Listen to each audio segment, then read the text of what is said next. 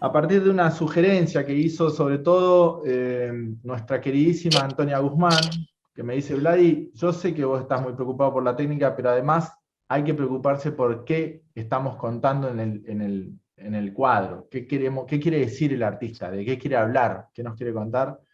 A partir de esas charlas que tuve con ella, que fueron más de una, la verdad es que nos empezamos a plantear esto de poder guiar a los estudiantes, sobre todo de nivel intermedio y avanzado, hacia lugares más complejos o sofisticados respecto a lo que es un argumento plástico, un discurso o una investigación. Pero fuera de esto, no queremos trabajar como si fuésemos una secta esotérica y empezar a hablar de cuestiones que tengan que ver con el mundo energético, sino hablar de la cuestión estética y sobre todo de un universo de donde podemos nutrirnos, que son los arquetipos. ¿Sí? El tarot trabaja con arquetipos como como muchísimos otros productos culturales de otras culturas del mundo. Si uno trabaja, por ejemplo, acá yo tengo el I Ching, ¿sí? Esto también trabaja con arquetipos. Cualquier tipo de oráculo trabaja con arquetipos, y yo les diría que todos los mitos incluyen algún tipo de arquetipo.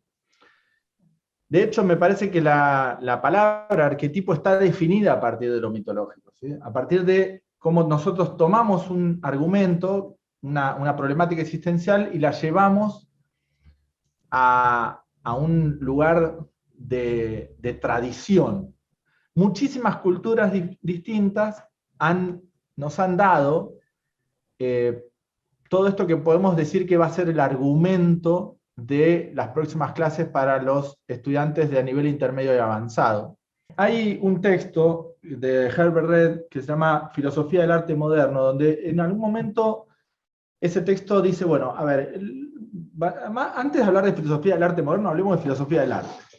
El arte como tal va a tener dos maneras de observarse. La primera es, yo como un emisor de discurso visual, como una persona que emite discurso visual, puedo elegir emitir el discurso de una silla y que la persona que vea ese elemento diga, ah, silla, y la reconozca. Pero me tengo que reconocer que yo soy el emisor de ese discurso y que la otra persona tiene que haber vivido la experiencia de una silla para reconocerla desde lo semántico, o sea, reconocer su significado, su símbolo, ese símbolo, ¿sí? Hacer la lectura de lo que es la silla.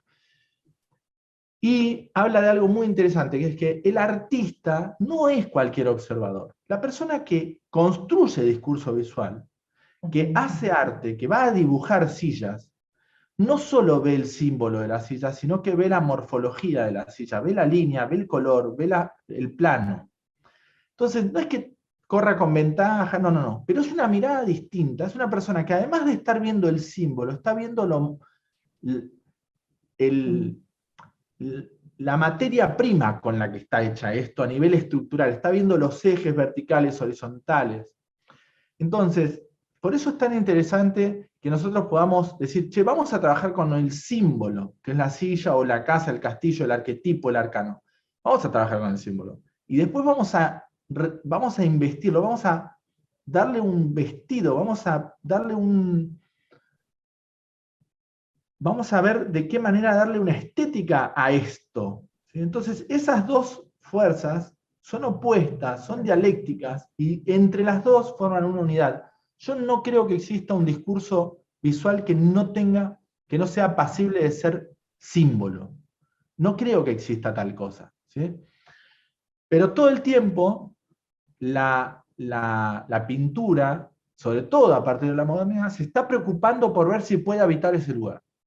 Entonces, por eso me parece tan importante que trabajemos con el tarot. ¿Sí? Noten ustedes cómo todos los arcanos, todas, pero no solo en el tarot, en la astrología también, todas las energías que se estudian tienen su parte positiva o su parte negativa, y ya hablar de positivo y negativo es un error de Occidente. Por eso hablamos de yin y yang, o hablamos de la luz y la sombra, porque si uno entiende bien de qué se trata la dialéctica es algo que se totaliza, se completa por sus opuestos. Entonces, es una tensión entre dos opuestos que necesita la existencia de esos dos opuestos para ser. Por tanto, si nosotros nos quedamos con una parte o le damos prioridad a una, nos estamos olvidando que gracias a que existe la otra, no, le damos valor a esta. ¿Sí? Entonces, cuidado con eso. En el sentido de todas las cosas que nosotros tenemos tendencia a criticar o a negar, tienen que ver con la energía que elegimos al nacer para desarrollar determinada tarea en el mundo, pero es una mirada sesgada. Por tanto, cuando nosotros estamos como productores de un discurso visual pintando y eligiendo qué pintar y cómo pintar, eso está operando, es inevitable. Es como si yo dijera, bueno, voy a pintar pero sin lenguaje. No se puede. O sea, siempre va a haber algo ahí que va a operar para que yo me limite. Por suerte, porque si no seríamos dioses, ¿sí? Con lo bueno y lo malo que eso implica. Entonces, vuelvo a lo del yin y el yang. No existe esto de voy a darle prioridad a lo positivo y voy a hacer de cuenta que lo negativo no está. Yo no podría hacer, aunque quisiera, no podría pintar un tarot solo con figuritas lindas y con cosas buenas, para que cuando tiren el tarot, la persona que lo tire le pasen cosas buenas en la vida. ¿Sí? Eso no se puede. Lo que necesitamos hacer como productores de un discurso visual es entender que lo que vamos a hacer, lo que vamos a construir esa imagen, refleja lo tremendamente diverso que es el universo, ¿sí? Con ese yin y ese yang. Y una vez que lo asumimos, bueno, construimos a partir de eso sin hacer resistencia. Esta conversación ya la tuve también con Agus. Agus, ¿vos te acordás? Vos me decías algo de que los signos del zodíaco tienen su energía cuando trabajan en la energía, en alta vibración o baja vibración. ¿Cómo era eso? Sí, lo pensaba mientras los escuchaba a los dos, que en la astrología sucede eso. Todos los signos, el mandala astrológico tiene, no son 12 signos, sino que son 6 pares de signos. Claro. Y el mandala astrológico, siempre un signo tiene el opuesto. Y todos los signos tienen como una frecuencia baja, que sería la sombra del signo, y una frecuencia alta, que sería la luz del signo. Todos tenemos todas las energías, en luz y en sombra. Y hay que reconocer la luz es fácil, es lo más fácil, pero hay que reconocer la sombra para que se manifieste la luz.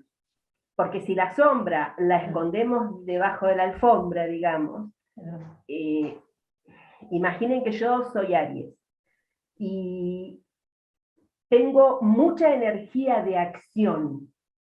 Desde la baja frecuencia, esa acción es enojo, rabia, y si es una energía demasiado contenida, se me proyecta de afuera. ¿Cómo? Voy por la calle y me muerde un perro, ando en auto y tengo un accidente, estoy en mi casa y se me quema la casa. ¿Por qué? Porque esa energía sale de algún lado, y como no la saco yo, la proyecto. Eso se muestra, pero en la astrología eso es así. En el tarot también. Claro, no sé porque trasciende la ciencia que uses, es más que la ciencia que estás usando, es el paradigma nuevo, ¿no? Es el nuevo paradigma, es la comprensión esta que los herméticos fueron guardando y que ahora se va liberando y que ya es para todos un poquito más abierto. Está perfecto. Yo no sé de qué está hablando. Yo no sé de qué está hablando. Sobre la sombra, yo tampoco. A mí eso no me pasa. A nadie le pasa. No, a mí no me pasa. Yo las tengo todas en luces. Claro. Yo quiero comentar una cosita que me surgía mientras te escuchaba hablar de esta última parte, que es el diálogo entre el que emite el discurso y el que lo recibe. O sea, el que pintó el tarot y la persona que lo usa, y encima después hay un tercero que es el que escucha a la persona que lo está usando. Me lo omití. No, pero además vamos a sumar un cuarto, que es cuando vos estás construyendo un discurso visual, depende del medio con el que lo hagas, tenés que dialogar con eso con lo que estás trabajando, con el material. Y ni hablar si es acuarela, porque al trabajar con agua hay una variable, que es la difusión del pigmento en el agua, la inclinación del papel y ese agua que mueve color. Bueno, sucede lo que llamamos, digamos, todo lo que es quizá inconsciente, o lo que es energético, o lo que es gestual y accidental, lo que es... No hay nada de accidental, porque en definitiva son leyes físicas y químicas, pero atrás de eso hay una energía, y cuando uno está pintando, está dialogando con su obra. Cuando las personas pintan, yo creo que en todas las técnicas, pero sobre todo en una técnica como la acuarela, o en cualquier técnica donde hay una dinámica de fluidos, lo que sucede es que tenés que escucharla. Es casi como una relación de pareja. Vos tenés que, no puedes imponerte, no puedes decir, bueno, yo quiero que esto quede de esa manera. Lo más probable es que si haces eso, tu acuarela quede muy rígida. En general, cuanto más frescura y más libertad le das al agua para que se exprese, ella te devuelve una sofisticación en tu discurso y una complejidad en tu discurso. Entonces, ahí se suma esa cuarta persona o esa cuarta variable para complejizar todo esto, ¿no? El arquetipo es